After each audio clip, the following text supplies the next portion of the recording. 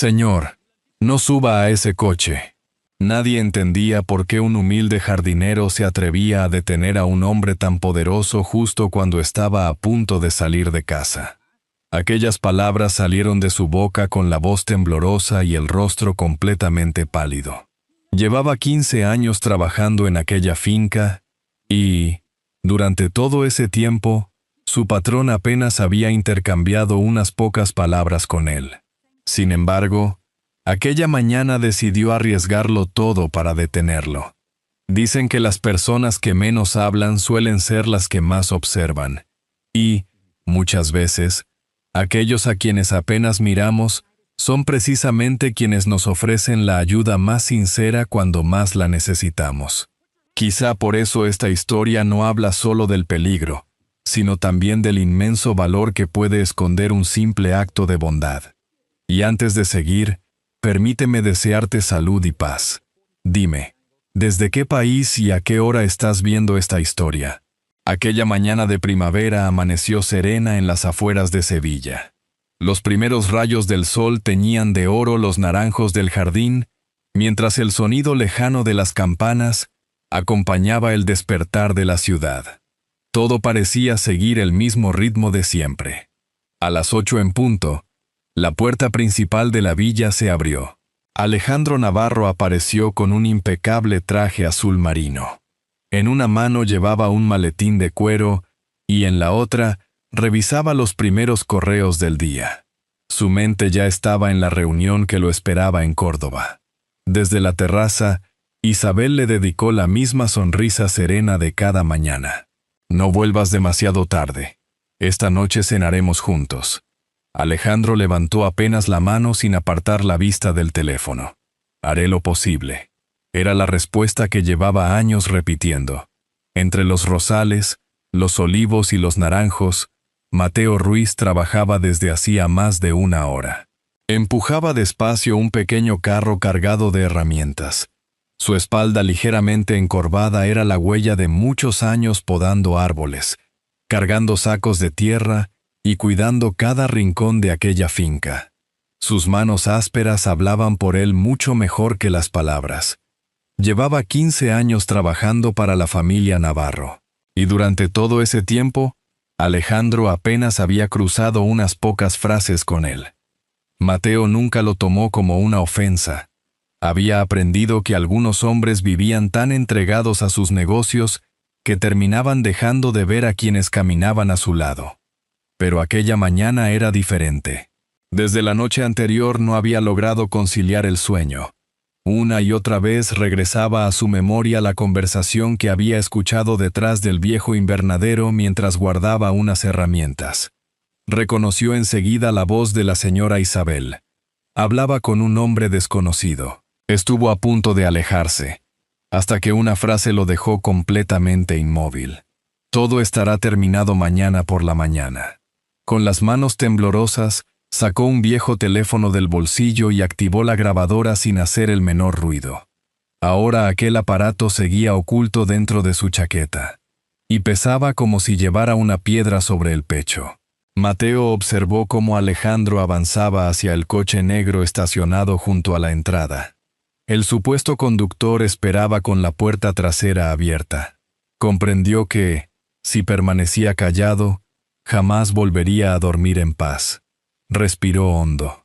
Las tijeras de podar cayeron sobre el césped, y echó a correr. No era una carrera rápida. Su espalda apenas le permitía moverse con soltura y cada paso parecía exigirle un esfuerzo enorme. Aún así, siguió avanzando hasta alcanzar a Alejandro. «Señor», Alejandro no reaccionó. Seguía leyendo un mensaje. Mateo reunió las pocas fuerzas que le quedaban y sujetó con firmeza la manga de su chaqueta. Alejandro levantó la vista sorprendido. Nunca había visto al jardinero tan alterado. Respiraba con dificultad. Su rostro estaba completamente pálido. Durante unos segundos solo se escuchó el murmullo de la fuente. Mateo bajó la voz hasta convertirla casi en un susurro. «Señor, por favor, no suba a ese coche». Alejandro frunció el ceño. Miró al jardinero y luego al automóvil. Todo parecía absolutamente normal. ¿Qué ocurre, Mateo? Probablemente era la primera vez que pronunciaba su nombre. Mateo tragó saliva y lanzó una rápida mirada hacia la entrada. No puedo explicarlo aquí, pero si sube a ese coche, no volverá a casa. Un escalofrío recorrió la espalda de Alejandro. Intentó convencerse de que todo debía de ser un malentendido. Sin embargo, había algo en los ojos de Mateo imposible de fingir. No eran los ojos de un hombre confundido. Eran los de alguien que llevaba toda la noche enfrentándose al miedo. Alejandro volvió la vista hacia la entrada. El conductor permanecía inmóvil junto al vehículo. La misma estatura, el mismo uniforme, el mismo coche de siempre. Todo parecía estar en orden. Hasta que un pequeño detalle llamó su atención. El hombre apoyaba la mano izquierda sobre la puerta, y en aquel pulgar no estaba el viejo anillo de plata que Javier Morales jamás se quitaba. Alejandro permaneció inmóvil. Por primera vez en muchos años, dejó de obedecer al reloj. Y, por primera vez, decidió escuchar a un hombre que hasta aquel día había permanecido invisible para su orgullo. Alejandro permaneció inmóvil durante unos segundos. El murmullo de la fuente y el canto de los pájaros parecían haberse extinguido de repente. Frente a él seguía esperando el coche negro con la puerta abierta, mientras el supuesto conductor observaba la casa con una paciencia inquietante. «Venga conmigo, señor», susurró Mateo. «Aquí no estamos seguros». Alejandro asintió sin pronunciar una sola palabra. Ambos caminaron despacio por un sendero bordeado de naranjos hasta llegar al viejo invernadero, oculto tras un espeso seto de jazmines. Desde allí, la entrada principal desaparecía por completo de la vista. Solo entonces Mateo respiró profundamente y sacó del bolsillo de su chaqueta un viejo teléfono de pantalla agrietada. Anoche escuché una conversación detrás del invernadero. No sabía qué hacer. Así que grabé todo.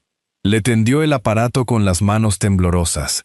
Alejandro pulsó la reproducción. Al principio solo se escuchaban el viento y el roce de las hojas. Después apareció la voz inconfundible de Isabel. Todo debe parecer un accidente.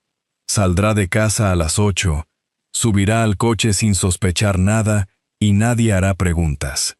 Un hombre respondió con absoluta tranquilidad. El conductor ya ha sido sustituido. El resto ocurrirá en la carretera del embalse. Alejandro sintió cómo un nudo le cerraba el estómago. La grabación continuó. Hablaron del seguro de vida, del dinero, de las acciones de la empresa y de cómo todo terminaría únicamente a nombre de Isabel. Cuando la voz de su esposa pronunció las palabras «Por fin seré libre», Alejandro detuvo la reproducción. Durante unos instantes fue incapaz de hablar. Miró el teléfono como si acabara de sostener un objeto perteneciente a otra existencia. «¿La señora Isabel sabe que usted grabó esto?», preguntó al fin. Mateo negó lentamente con la cabeza. «Nadie lo sabe. Ni siquiera yo entendía del todo lo que había escuchado. Hasta esta mañana». Alejandro guardó el teléfono en el bolsillo interior de la chaqueta. Volvió a mirar hacia la entrada del jardín.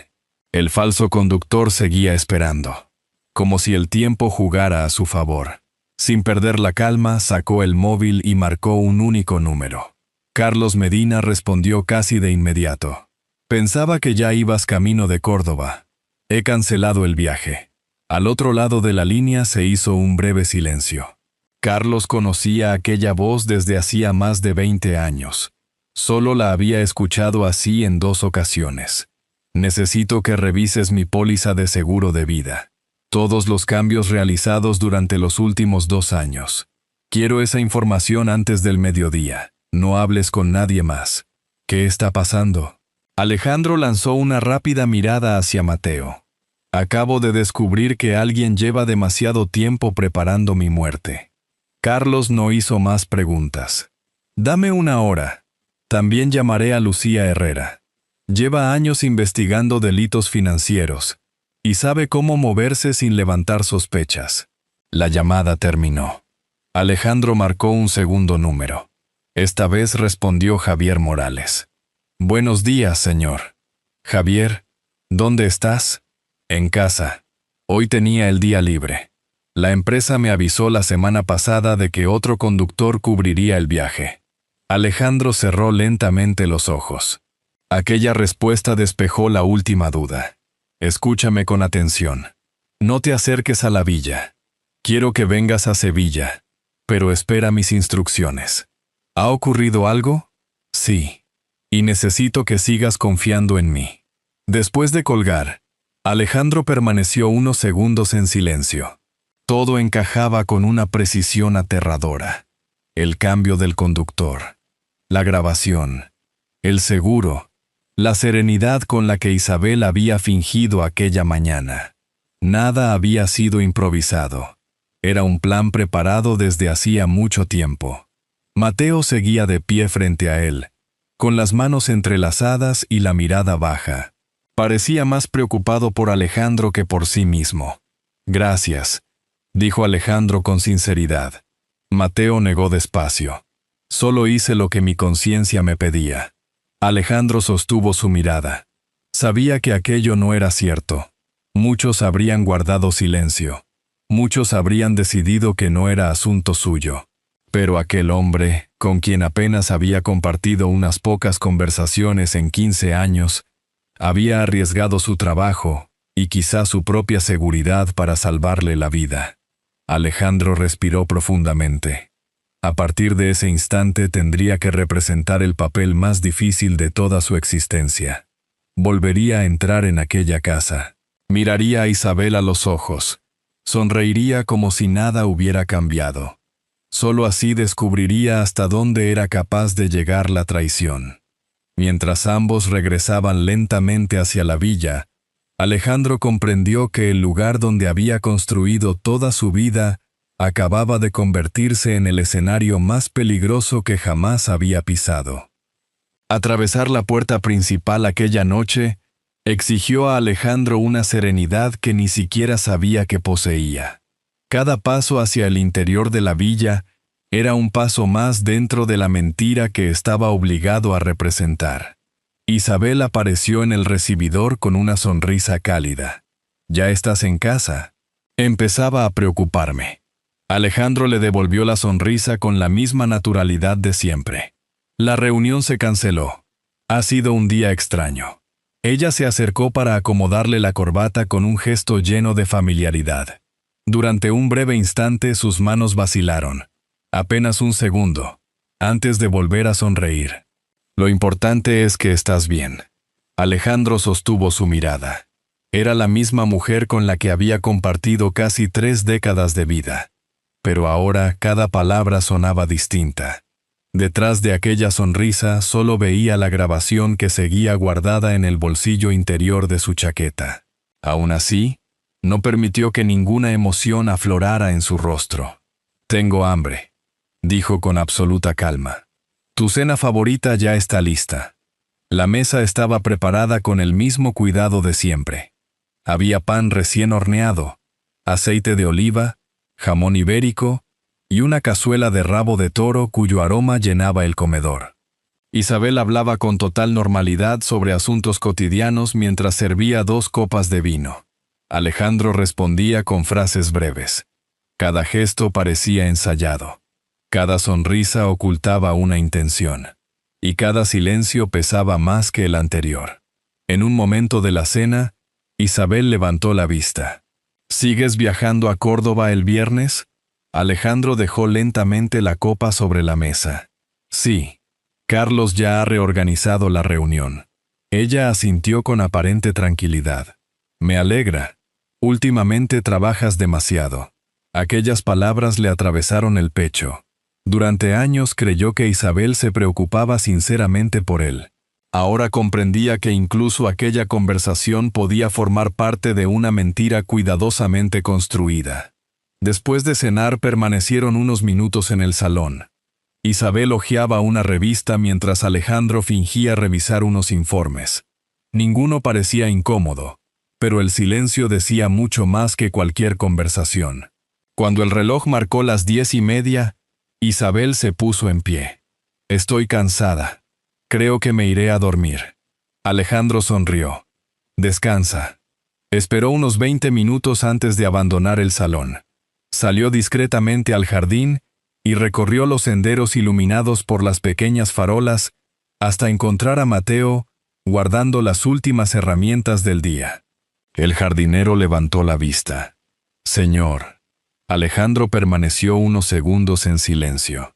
Aquella misma mañana había descubierto que un hombre invisible para su orgullo durante tantos años acababa de salvarle la vida. Quería darle las gracias. Mateo bajó la cabeza con modestia. No tiene que agradecerme nada. Sí tengo que hacerlo. Si usted hubiera guardado silencio, ahora mismo probablemente estaría muerto. Mateo permaneció callado unos segundos. Después respondió con la sencillez que siempre lo había acompañado. Cuando uno sabe que algo está mal, quedarse callado también es una forma de participar. Aquellas palabras quedaron resonando en la mente de Alejandro. Durante años había pensado que el éxito dependía únicamente de las grandes decisiones. Aquella noche comprendió que, en ocasiones, la diferencia entre vivir y morir descansaba sobre el valor de una persona humilde. El teléfono vibró dentro de su chaqueta. Era un mensaje de Lucía Herrera.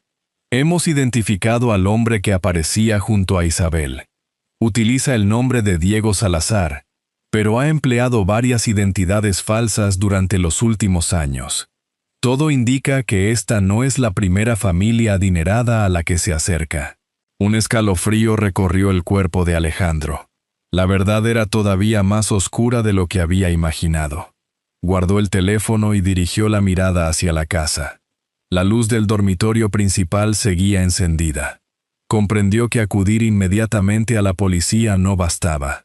Si quería descubrir toda la verdad, debía permitir que quienes habían preparado la trampa siguieran creyendo que él ignoraba por completo lo que estaba ocurriendo. Respiró lentamente. La decisión estaba tomada. Continuaría interpretando el papel del marido confiado unos días más. Solo así, podría desmantelar la red que llevaba tanto tiempo preparándose para acabar con su vida. Después, volvió la vista hacia la villa. Ya no veía el hogar donde había construido su matrimonio. Veía un tablero de ajedrez. Y la partida acababa de comenzar. El viernes llegó con un peso diferente. Aunque el cielo sobre Sevilla seguía despejado, Alejandro caminó hacia el coche con la sensación de que cada paso podía conducirlo a la vida o a la muerte. Salió de la villa exactamente a las 8 de la mañana. Vestía el mismo traje oscuro de siempre y llevaba el maletín en la mano derecha. Todo debía parecer idéntico a cualquier otro viaje de trabajo. En la puerta, Isabel lo esperaba con una taza de café. «Que tengas un buen viaje». Alejandro aceptó el café y sonrió con serenidad. «Nos vemos esta tarde». Ella se acercó para acomodarle el cuello de la chaqueta. «Conduce con cuidado». Aquellas palabras sonaron extrañamente vacías. Alejandro la observó durante un instante. Se preguntó si, en algún rincón de su conciencia, aún sobrevivía la mujer de la que se había enamorado tantos años atrás. No encontró la respuesta. Descendió los escalones sin volver la vista. Javier Morales lo esperaba junto al automóvil. El brillo del viejo anillo de plata en su pulgar izquierdo confirmó que todo seguía el plan acordado con Carlos y Lucía. «Buenos días, señor». «Buenos días, Javier». El coche abandonó lentamente la villa mientras Mateo observaba la escena desde el jardín. Apoyado sobre su pala, siguió el vehículo hasta verlo desaparecer tras la verja principal. Solo entonces dejó escapar el aire que llevaba demasiado tiempo conteniendo. A varios kilómetros de allí, Lucía Herrera seguía todos los movimientos desde un vehículo sin distintivos. Objetivo en marcha. 2 coches discretos mantuvieron la distancia prevista. Todo debía parecer un desplazamiento rutinario. Durante los primeros kilómetros nadie habló. Solo el suave rumor del motor rompía el silencio. Al abandonar Sevilla, Javier miró por el espejo retrovisor. tenemos compañía. Alejandro giró discretamente la cabeza. Un sedán gris mantenía siempre la misma distancia. Ni adelantaba, ni se rezagaba. Simplemente esperaba. Lucía ya lo habrá detectado, dijo Alejandro con calma. Pocos minutos después dejaron la autovía y tomaron una carretera secundaria rodeada de olivares. A lo lejos aparecía el embalse donde, según la grabación, debía producirse el supuesto accidente. El silencio dentro del coche resultaba casi insoportable. Javier volvió a mirar el retrovisor. Ahora son 2 vehículos. Alejandro respiró despacio. Todo estaba ocurriendo exactamente como habían planeado. Al llegar a una curva apareció un automóvil detenido junto al arcén. Un hombre permanecía apoyado sobre la puerta con absoluta tranquilidad. Alejandro lo reconoció de inmediato. Era el falso conductor que había esperado frente a la villa 4 días antes. El desconocido levantó ligeramente la cabeza. Esperaba que Alejandro redujera la velocidad.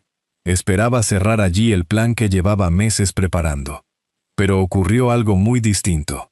2 todoterrenos indistintivos irrumpieron desde un camino agrícola y bloquearon ambos extremos de la carretera. Al mismo tiempo, un tercer vehículo cerró el paso al sedán gris. Todo sucedió en cuestión de segundos. Varios agentes descendieron mostrando sus placas. «¡Policía! ¡Nadie se mueva!». El falso conductor dio un paso atrás y llevó instintivamente la mano al interior de la chaqueta. No llegó a sacar nada. 2 agentes se lanzaron sobre él y lo inmovilizaron contra el capó antes de que pudiera reaccionar. Los ocupantes del sedán gris fueron reducidos casi al mismo tiempo. Javier detuvo el coche a un lado de la carretera. Alejandro contempló la escena en silencio. No sintió satisfacción, ni deseos de venganza, solo una inmensa sensación de alivio. Por un instante comprendió que, si hubiera ignorado la advertencia de Mateo aquella mañana, probablemente nunca habría salido con vida de aquel lugar. El teléfono sonó. Era Lucía. «Diego Salazar está detenido. Esta vez no podrá escapar». Alejandro cerró los ojos durante unos segundos. ¿Y la villa? Nuestros compañeros ya están entrando. Isabel sigue dentro de la casa. Alejandro abrió lentamente los ojos y contempló la superficie inmóvil del embalse. Aquel lugar había sido elegido para convertirse en su tumba. Sin embargo, aquella mañana sería recordado por un motivo muy distinto. La verdad, después de tantos días de silencio, acababa de imponerse. Y todavía quedaba la conversación más difícil de toda su vida. Cuando Alejandro regresó a la villa, un coche de la policía permanecía discretamente junto a la entrada. Bastó aquella imagen para comprender que ya no existía vuelta atrás. La vida que había conocido durante tantos años acababa de quedarse definitivamente atrás. Lucía Herrera lo esperaba bajo el porche con una carpeta entre las manos. «Todo ha terminado», dijo con serenidad. «Diego Salazar está bajo custodia. Su verdadero nombre es otro, y llevaba años utilizando identidades falsas para acercarse a personas con grandes fortunas. La investigación apunta a varios casos similares en distintas ciudades». Alejandro guardó silencio. Ya no sentía rabia, solo una tristeza profunda. Lucía continuó. «También hemos encontrado documentos, teléfonos y registros bancarios. Hay pruebas suficientes para demostrar que este plan llevaba meses preparándose. Nadie podrá sostener una versión diferente de los hechos». Alejandro asintió lentamente. Después atravesó el vestíbulo y entró en el salón. Isabel permanecía sentada junto a la ventana. No lloraba. Observaba el jardín donde tantas veces habían compartido los desayunos de los domingos. La luz que entraba por el ventanal dibujaba largas sombras sobre el suelo, como si también la casa sintiera el peso de aquella despedida. Al escuchar sus pasos levantó la vista. «Así que ya lo sabes todo». Alejandro permaneció frente a ella. Durante unos segundos, ninguno encontró las palabras adecuadas. El silencio hablaba por los años que habían compartido. Finalmente fue Isabel quien lo rompió. ¿Cuándo empezaste a desconfiar de mí? Alejandro respondió sin alzar la voz. El día en que comprendí que alguien dispuesto a darlo todo por salvarme, valía más que quien había prometido acompañarme toda la vida. Isabel bajó lentamente la cabeza. Sus ojos comenzaron a humedecerse. Al principio solo quería marcharme. Nuestro matrimonio llevaba demasiado tiempo vacío. Después apareció Diego. Me hizo creer que todavía podía empezar de nuevo. Y terminé perdiéndome a mí misma. Alejandro la escuchó sin interrumpirla. Tal vez aquellas palabras fueran sinceras. Tal vez llegaban demasiado tarde. Nada podía borrar la decisión que ella había tomado. Todos somos responsables de las decisiones que elegimos, respondió con serenidad. Lo que nos define es el momento en que decidimos dejar de hacerlo. Isabel cerró los ojos durante un instante.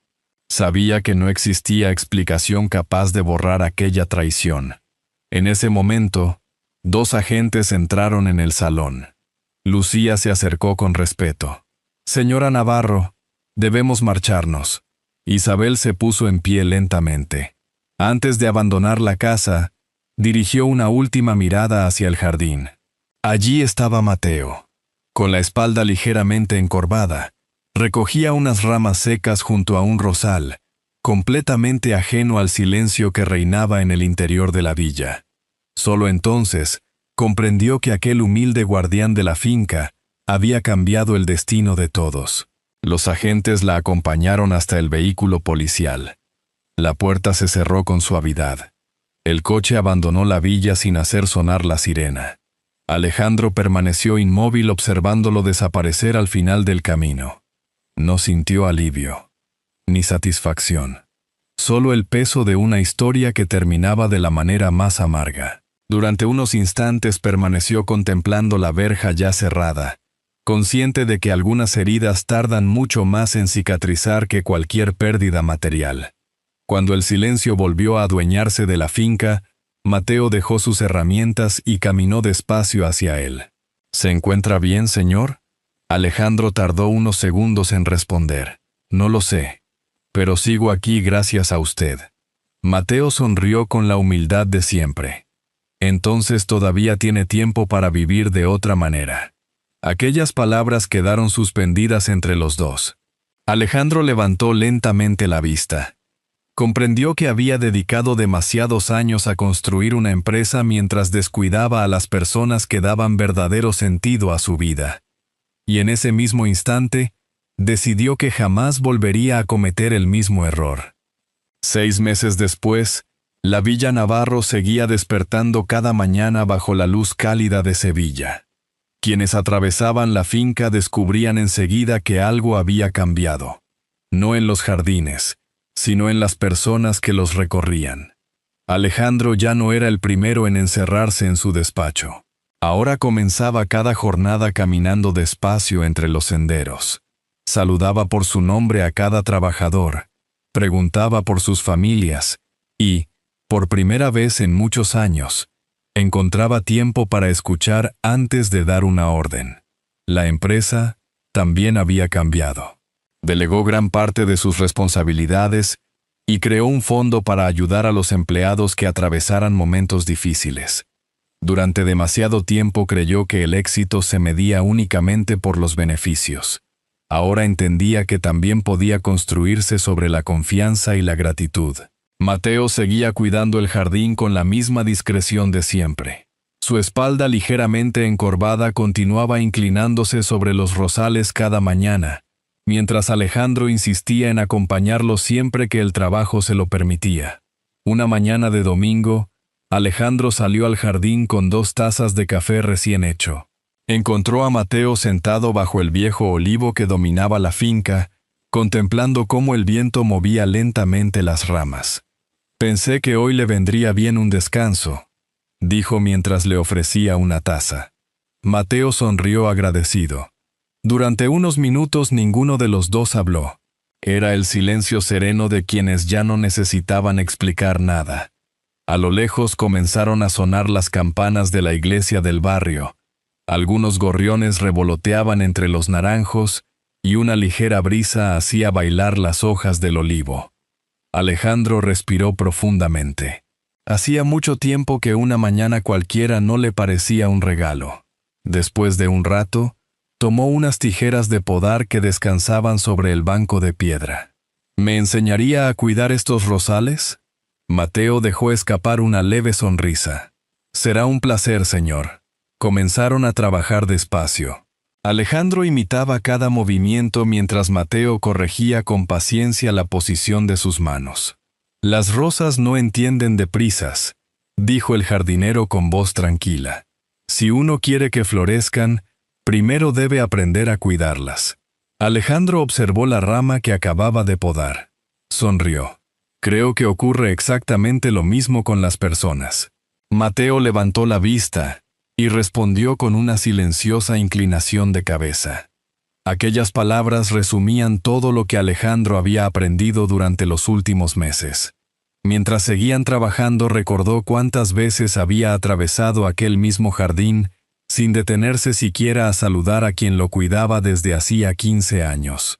Había necesitado estar al borde de la muerte para descubrir el verdadero valor de las personas que siempre habían permanecido a su lado. Antes de regresar a la casa, miró a Mateo con sincera gratitud. Nunca podré devolverle lo que hizo por mí. El jardinero dejó las tijeras sobre el banco. No tiene que hacerlo. Me basta con ver que decidió aprovechar la segunda oportunidad que la vida le regaló. Alejandro comprendió entonces que el mayor regalo no había sido escapar de un crimen cuidadosamente preparado. Había sido recuperar la capacidad de confiar, de escuchar y de reconocer el valor de las personas antes de que fuera demasiado tarde. Los dos permanecieron bajo el viejo olivo, contemplando el jardín, mientras una suave brisa hacía caer algunos pétalos sobre el sendero de piedra. Por primera vez en muchos años, Alejandro no pensó en reuniones, contratos ni cifras. Pensó en la paz. Comprendió que la vida rara vez ofrecía una segunda oportunidad, y que, cuando lo hacía, lo verdaderamente importante no era olvidar el pasado, sino aprender a vivir de una manera distinta. Y entendió, por fin, que la mayor fortuna que un ser humano puede alcanzar jamás se guarda en una cuenta bancaria, sino en las personas que permanecen a su lado cuando todo lo demás desaparece. A veces, las historias más importantes no terminan cuando se descubre la verdad, sino cuando una persona decide cambiar la forma de vivir el tiempo que aún le queda. Alejandro comprendió que la mayor victoria no fue escapar de una traición, sino recuperar la capacidad de confiar, agradecer y mirar con otros ojos a quienes siempre habían estado a su lado. Personalmente, creo que esa es una de las lecciones más valiosas que podemos llevarnos de esta historia. Nunca es demasiado tarde para reconocer un error, pedir perdón con los hechos y volver a construir un hogar donde el respeto y el cariño ocupen el lugar que merecen. Quizá por eso la bondad de Mateo terminó cambiando mucho más que un destino. Un gesto desinteresado fue suficiente para recordar que el amor sincero, la familia y la solidaridad tienen un valor que ningún dinero ni ninguna posición social podrán reemplazar jamás. Todos merecemos una oportunidad para cambiar, para sanar las heridas del pasado y para demostrar la mejor versión de nosotros mismos.